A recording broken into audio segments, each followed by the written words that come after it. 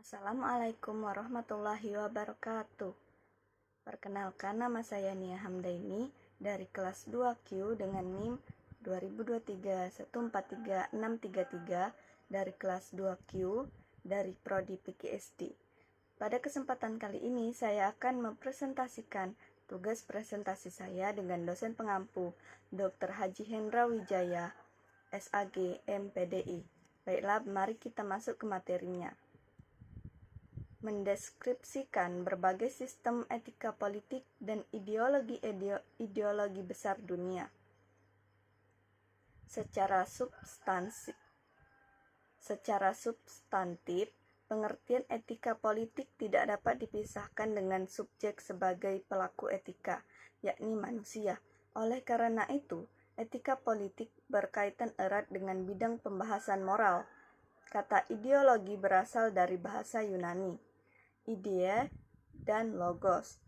Idea mengandung arti mengetahui pikiran, melihat dengan budi.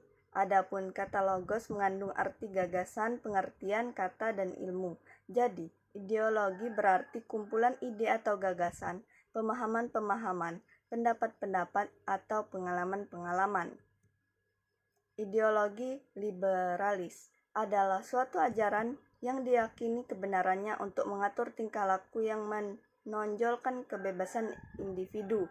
Ciri-ciri ideologi liberalis antara lain sebagai berikut: menerapkan paham sekuler, dikenal adanya partai oposisi, sistem ekonomi kapitalis, perekonomian diserahkan kepada perseorangan, anggota masyarakat cenderung individualis.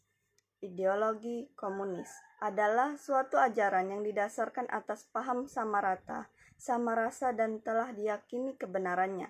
Ciri-ciri ideologi komunis adalah sebagai berikut: politik bersifat tertutup, hanya ada satu partai yang berkuasa yaitu Partai Komunis.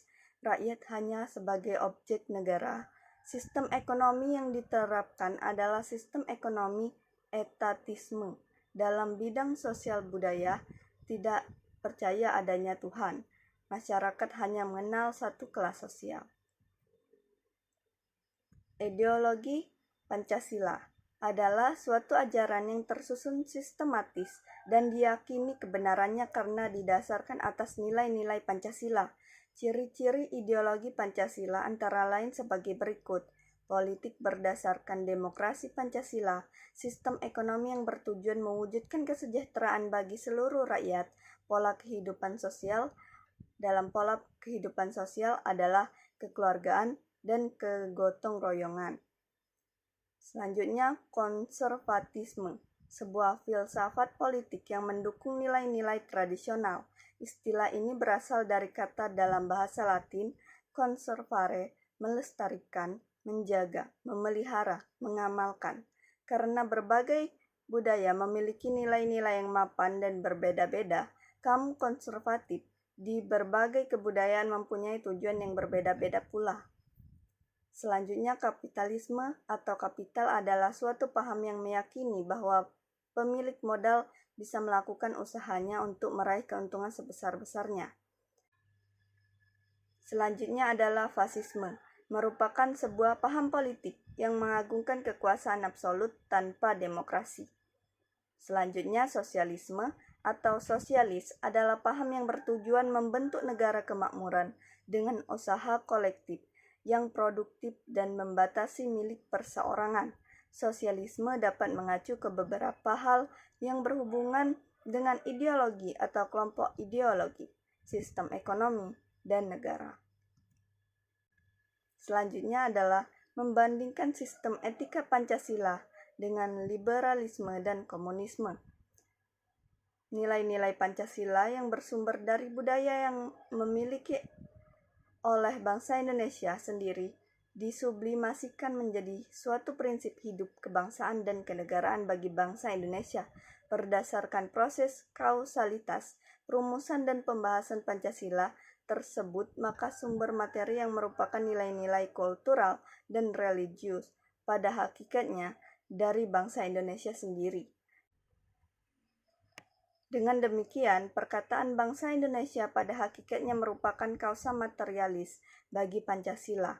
Oleh karena itu, terdapat kesesuaian secara korespondensi antara bangsa Indonesia dengan Pancasila sebagai suatu sistem nilai.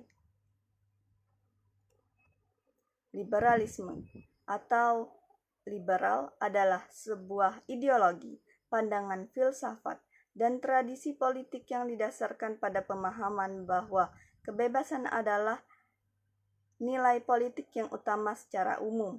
Liberalisme mencita-citakan suatu masyarakat yang bebas, dicirikan oleh kebebasan berpikir bagi para individu. Ideologi komunisme adalah suatu paham yang mendahulukan kepentingan umum di atas kepentingan pribadi dan golongan. Paham komunis juga menyatakan bahwa semua hal dan sesuatu yang ada di suatu negara dikuasai secara mutlak oleh negara tersebut. Selanjutnya, menganalisis Pancasila sebagai ideologi terbuka. Menganalisis Pancasila sebagai ideologi terbuka. Menganalisis Pancasila sebagai ideologi terbuka berarti memahami Pancasila sebagai dasar sistem penyelenggaraan negara yang berdasarkan cita-cita luhur.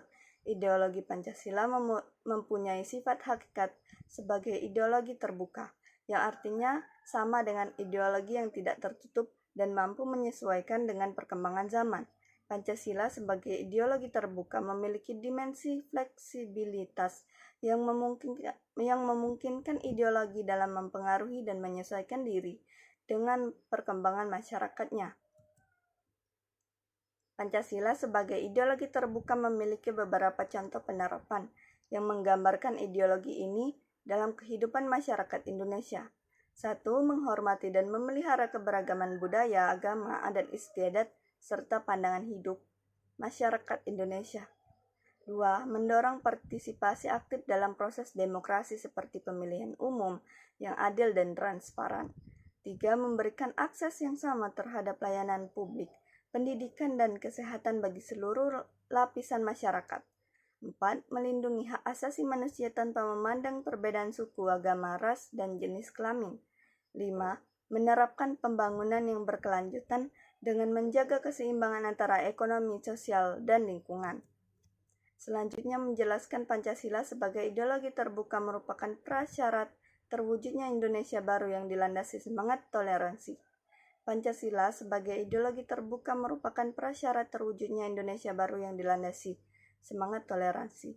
Hal ini disebabkan karena Pancasila memiliki prinsip-prinsip dasar yang sangat inklusif dan dapat diinterpretasikan secara fleksibel yang memungkinkan nilai-nilai dasar untuk diterapkan secara fleksibel dalam menjawab tantangan dan perubahan sambil tetap mempertahankan prinsip-prinsip inti yang menjadi dasar dari pandangan hidup bangsa.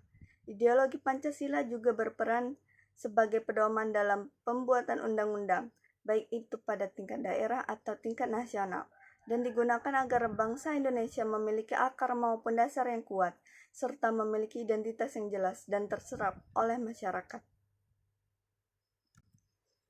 Selanjutnya adalah kesimpulan. Berbagai sistem etika politik dan ideologi-ideologi besar seperti liberalisme, komunisme, kapitalisme, sosialisme, fasisme, dan demokrasi memiliki perbedaan dalam pendekatan terhadap hubungan antara individu, masyarakat, dan negara. Pancasila sebagai ideologi terbuka berarti Pancasila dapat menerima dan mengembangkan pemikiran baru, dari luar dan berinteraksi dengan perkembangan ataupun perubahan zaman. Baiklah, itu tadi presentasi dari saya. Saya akhiri. Wassalamualaikum warahmatullahi wabarakatuh.